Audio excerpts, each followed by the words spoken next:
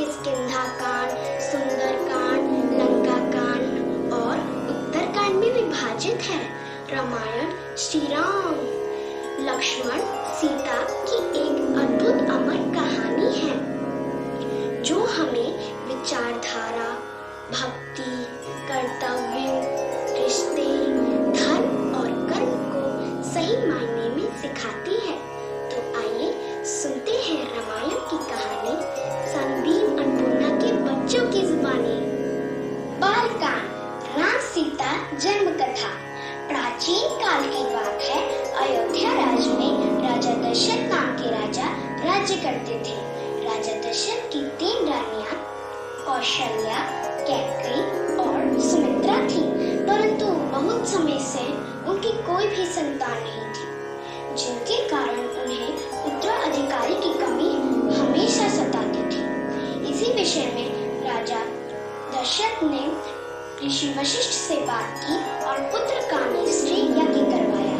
यज्ञ के कारण उनकी पत्नियों को 4 पुत्र हुए। उनकी पहली पत्नी कौशल्या से राम, कैकेयी से भरत और सुमित्रा से लक्ष्मण और शत्रुघ्न का जन्म हुआ। चारों पुत्र बहुत ही सुंदर तथा नटखट थे। पिता दशरथ और तीनों माताएं उन्हें निहारती, दुलारती और उनकी बाल लीला देखकर फूली न समाती। तो आइए देखते हैं कैसा था उनका बचपन।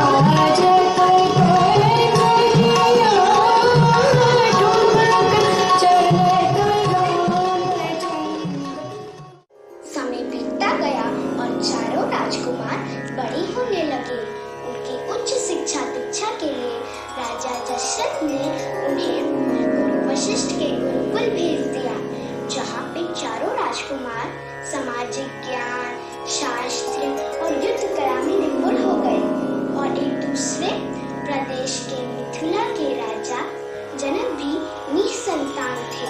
ऋषियों के कहने पर उन्होंने अपने राज्य के खेत में हल चलाना शुरू किया।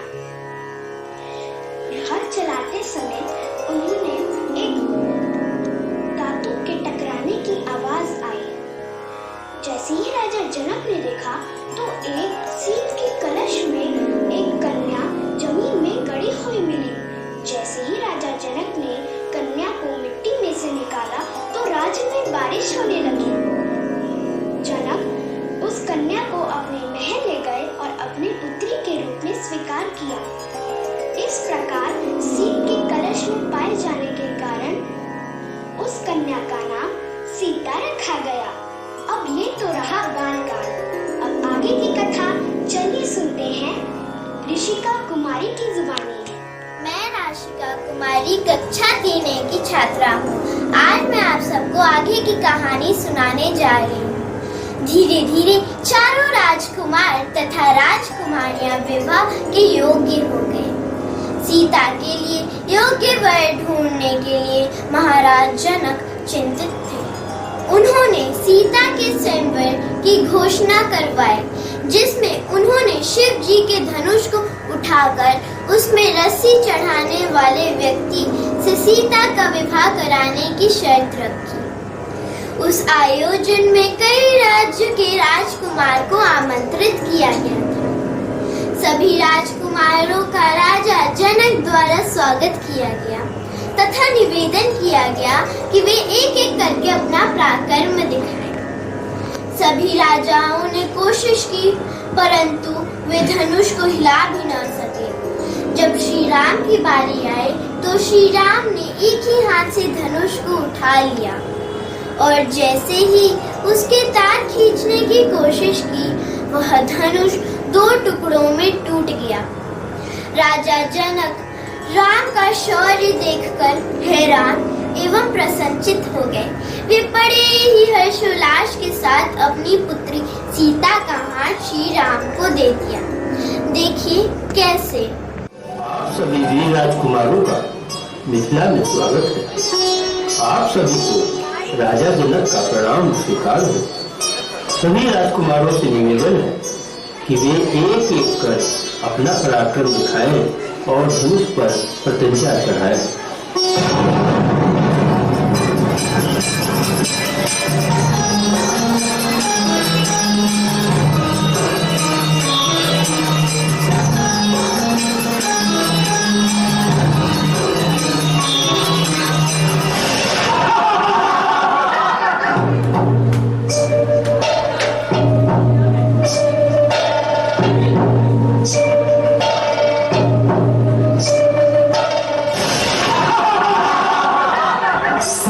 राजकुमारों ने धनुष उठाने की बहुत कोशिश की, पर उठाना तो दूर तो उसे हिला भी नहीं सका। तब श्री राम ने अपने गुरु को प्रणाम किया।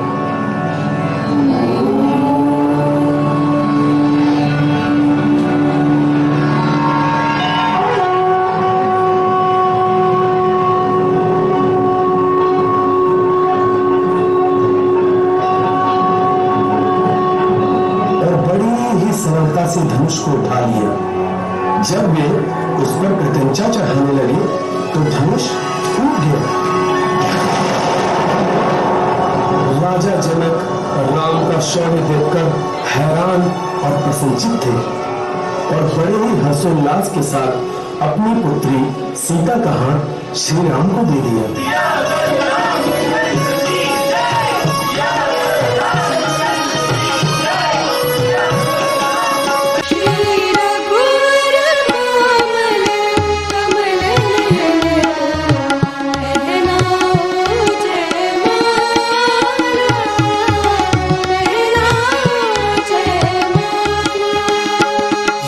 पुण्य मुहूर्त स्वर्णिम अवसर फिर नहीं आने वाला, पहनाओ जयमाला।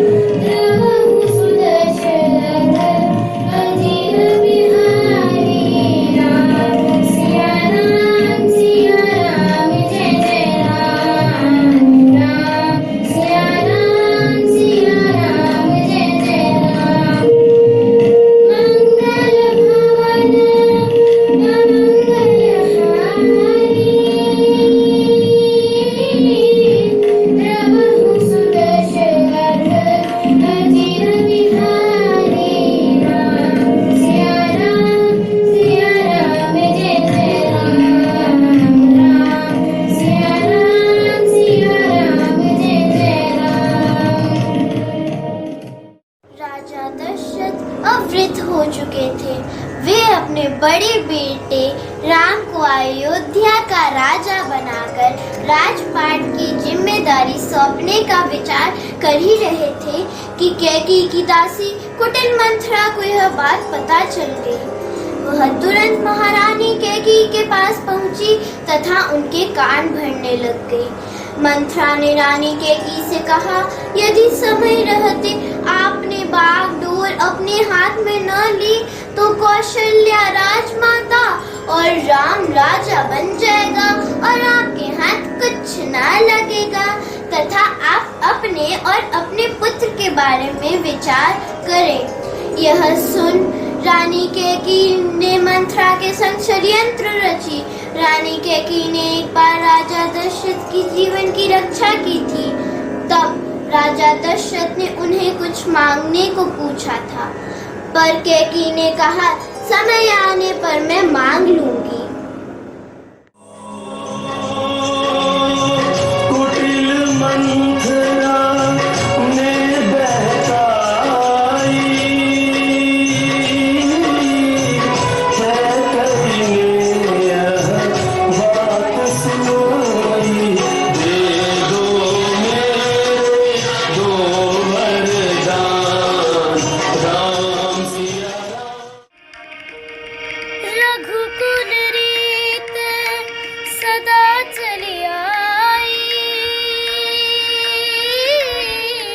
प्राण जाए बर बचन न जाई, सिया राम जय जय राम, राम सिया राम जय जय राम। उसी वचन के बल पर केकई ने राजा दशरथ के पुत्र के लिए अयोध्या का सिंहासन और राम के लिए 14 वर्ष का वनवास मांगा। राजा दशरथ को अपने वचन पूरा करने के लिए राम को 14 वर्ष के लिए वनवास भेजना पड़ा। श्री राम आज्ञाकारी थे, इसलिए उन्होंने अपनी सौतेली माँ केकई की बात को तथा पिता दशरथ का आशीर्वाद माना और पत्नी सीता तथा प्रिय भाई लक्ष्मण के साथ 14 वर्ष के लिए वनवास व्यतीत करने के लिए राज्य छोड़कर चले गए।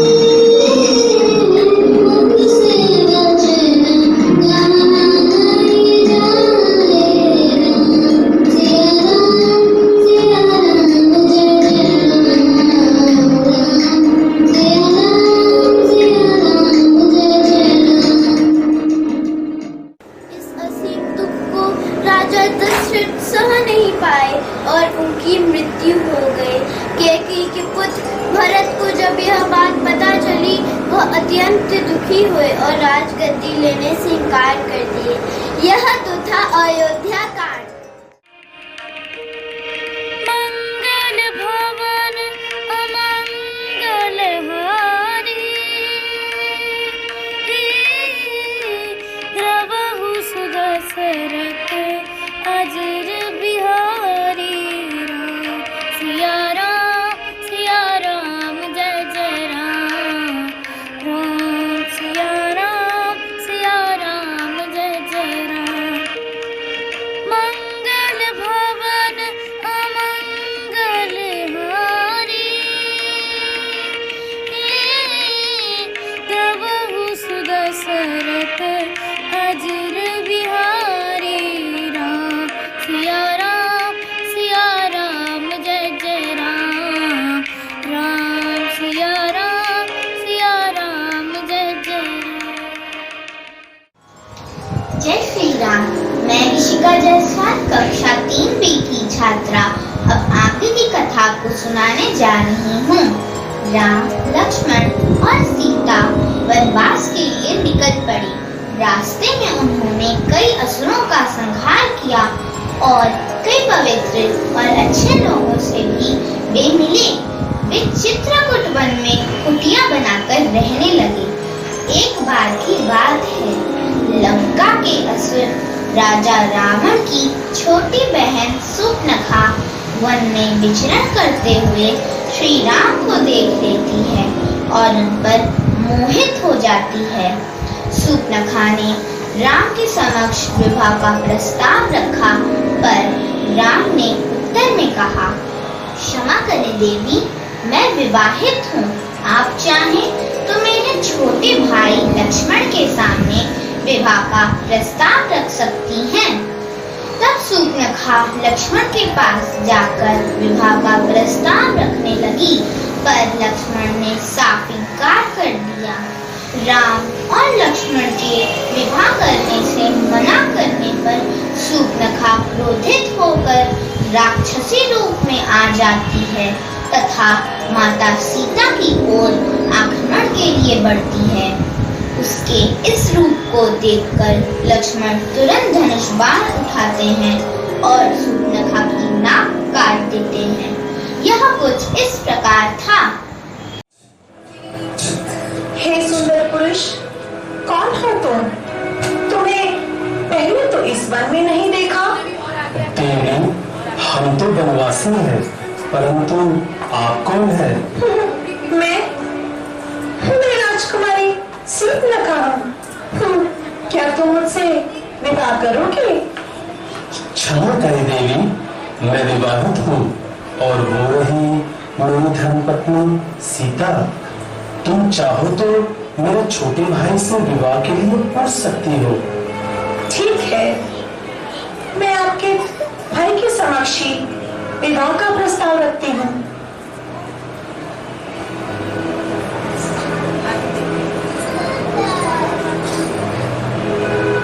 हे सुंदर पुरुष, क्या तुम मुझसे विवाह करोगे? क्षमा करें, मैं आपसे विवाह नहीं कर सकता।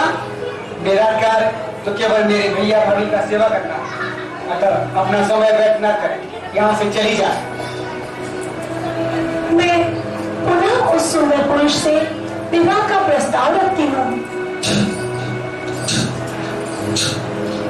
हे सुंदर पुरुष, मैं स्त्रियों में सबसे सुंदर हूँ और तुम पुरुषों में सर्वश्रेष्ठ, अतः तुम ही मुझसे विवाह कर लो। क्षमा करें देवी, मेरे मन में केवल मेरी पत्नी सीता है। मैं तुमसे विवाह नहीं कर सकता। तुम पुनः मेरे भाई से विवाह के लिए कहो।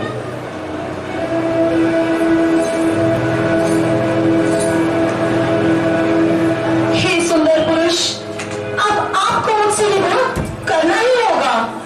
हे निर्लज्ज स्त्री, चली जाए यहाँ से। तू स्त्रियों की नाक पे कलंक है, तुझसे कौन विवाह करेगा? चली जाए यहाँ से।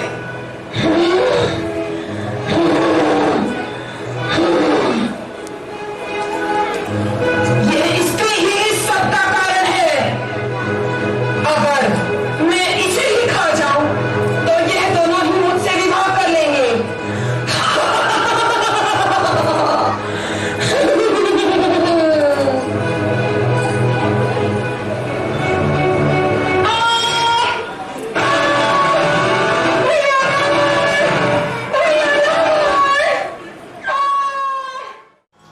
कटी हुई नाक के साथ रोती चिल्लाती शूर्पणखा अपने भाई रावण के पास जाकर मनगढ़ंत कहानी बताकर उसे अपने अपमान का बदला लेने के लिए उकसाती है। सारी बातें जानने के बाद रावण को बहुत क्रोध आया। उसके बाद उसने सीता हरण की योजना बनाई। योजना के तहत रावण ने मारीच राक्षस को चित्रकूट के वन के पास एक सुंदर हिरण के रूप में भेजा।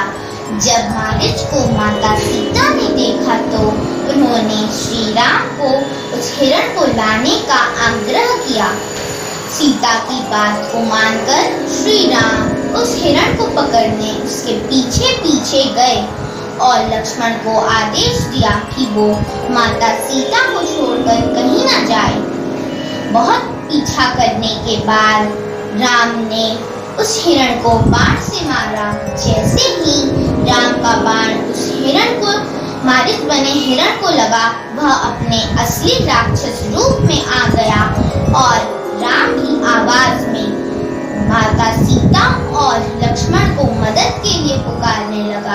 जब माता सीता ने राम की आवाज में विलाप सुना तो वो घबरा गईं और उन्होंने लक्ष्मण को राम की मदद करने को वन में भेजा।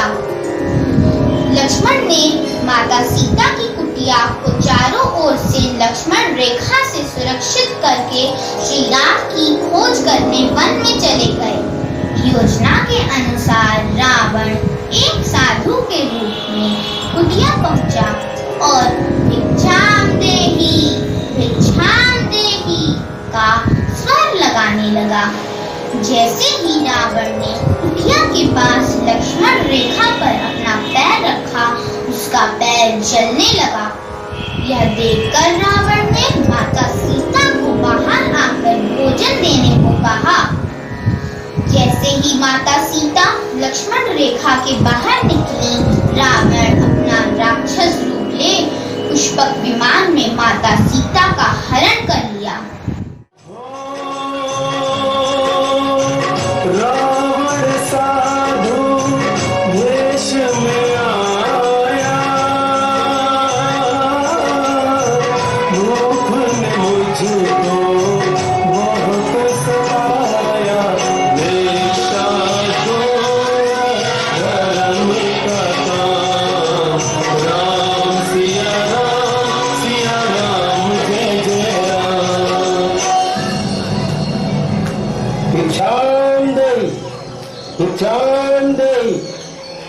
भिक्षाम देहि।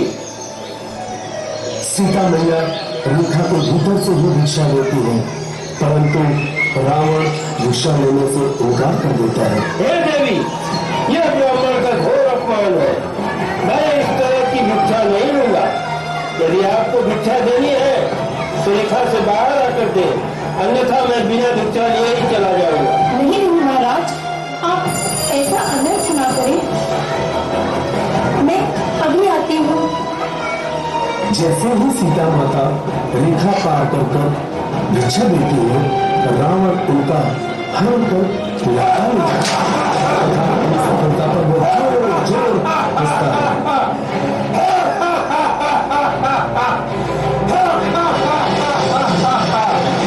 लंकापति रावण, तुझे अपनी रानी बनाऊंगा। तेरे जैसी स्त्री मेरे महल की रानी बनेगी। तू ऐसा कभी नहीं कर सकता। स्वामी, स्वामी, भैया लक्ष्मण, मुझे इस राक्षस से बचाइए। भैया लक्ष्मण, स्वामी, स्वामी कहाँ है आप? छोड़ दे दुष्ट, मुझे छोड़ दे। स्वामी, तुझे तेरे इस कुकर्म की सजा अवश्य देंगे।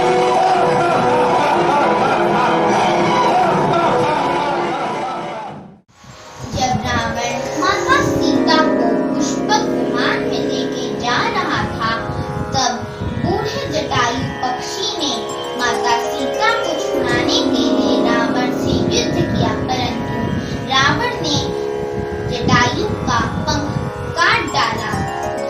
जब राम और लक्ष्मण को पता चला कि उनके साथ छल हुआ है, वे कुटिया की ओर भागे, पर वहां उन्हें कोई नहीं मिला। राम और लक्ष्मण माता सीता को ढूंढते हुए जा रहे थे तो रास्ते में जटायु का शरीर पड़ा था और वह राम राम का विलाप कर रहे थे। जब राम और लक्ष्मण ने उनसे सीता के विषय में पूछा तो जटायु ने बताया कि रावण माता सीता को उठा के ले गया है और यह बताते बताते उनकी मृत्यु हो गई। वन वन ढूंढ रहे रघुराई, जनक दुलारी कही ना पाई। राम सिया राम जय जय राम। राम सिया राम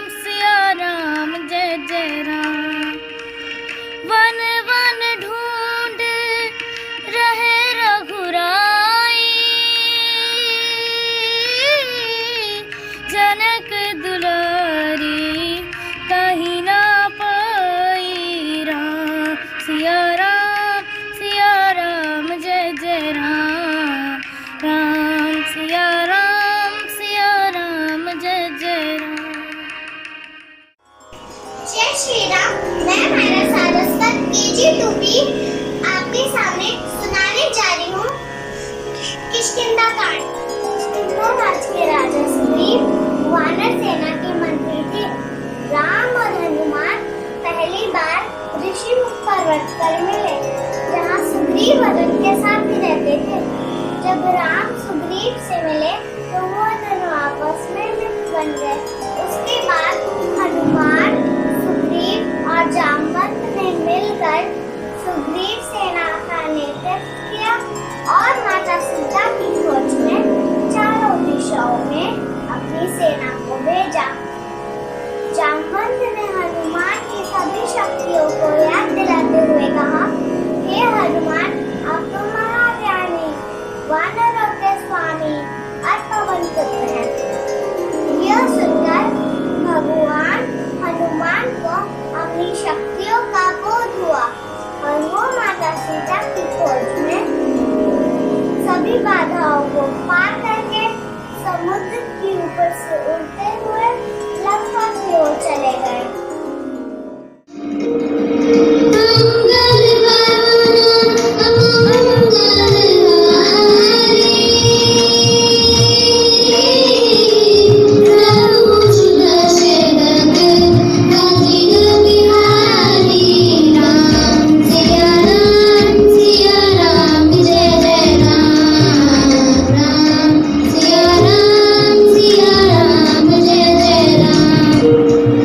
My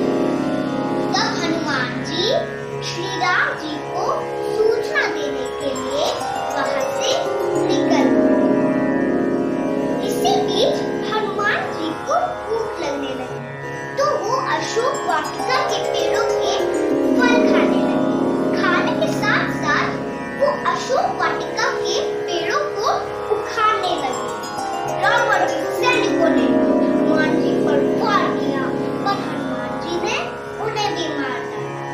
जब रावण को ये बात पता चली कि एक बंदर अशोक वाटिका में उत्पात मचा रहा है, तो वो अपने पुत्र अक्षय कुमार को हनुमान जी का वध करने के लिए भेजा, पर हनुमान जी ने उसे भी मृत्यु लोक पहुंचा दिया।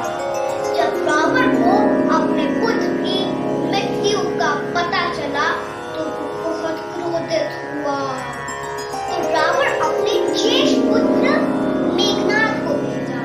मेघनाद ने हनुमान जी को बंदी बनाकर रावण के समक्ष प्रस्तुत किया। तब रावण क्रोधित होकर हनुमान जी की पूंछ में आग लगाने का आदेश दिया। आग लगते ही हनुमान जी एक महल से दूसरे महल, एक छत से दूसरे छत कूदने लगे। देखते ही देखते पूरी लंका धू धू कर जलने लगी। हनुमान जी अपनी पूंछ की आग समुद्र में बुझा दी। तब हनुमान जी सीता जी की निशानी लेकर श्री राम जी के पास आ गए। तब सीता जी की निशानी देखकर श्री राम जी भावुक हो गए। तब श्री राम जी और लक्ष्मण जी वानर दल के साथ लंका पर आक्रमण किए। जय श्री राम, रामचंद्र की जय।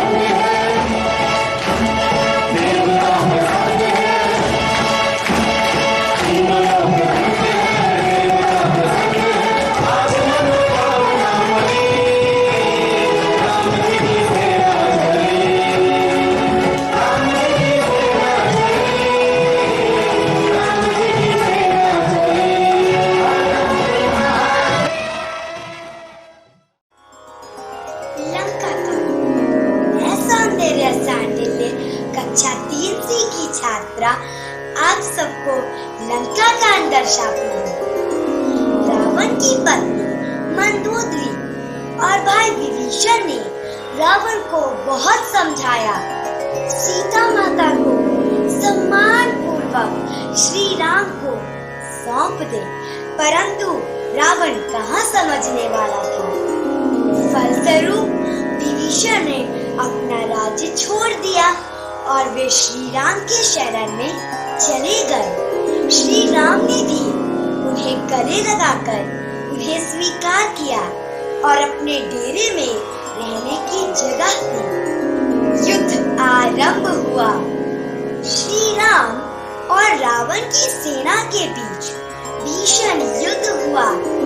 श्री राम ने रावण को कई बार चेतावनी दी, रावण अपने घमंड का परित्याग करे, परंतु रावण ने एक ना सुनी। अंत में श्री राम रावण के नाभि में बाण मारकर उसका वध कर देते हैं।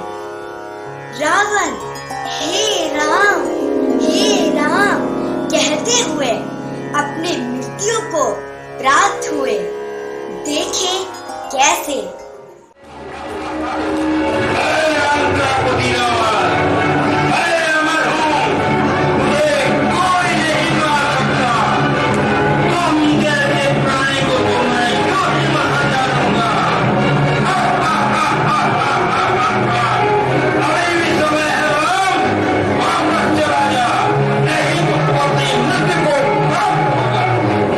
रावण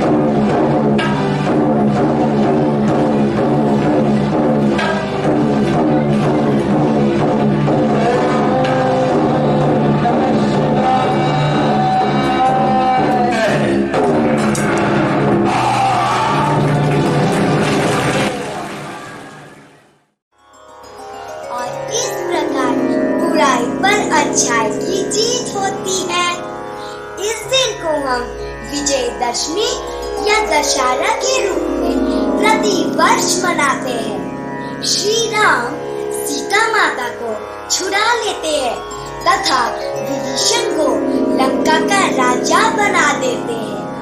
फिर श्री राम माता सीता और भाई लक्ष्मण के साथ 14 वर्ष का वनवास पूरा करके अयोध्या वापस आते हैं। उनके आगमन से पूरी अयोध्या नगरी दीपों से जगमगा उठती है।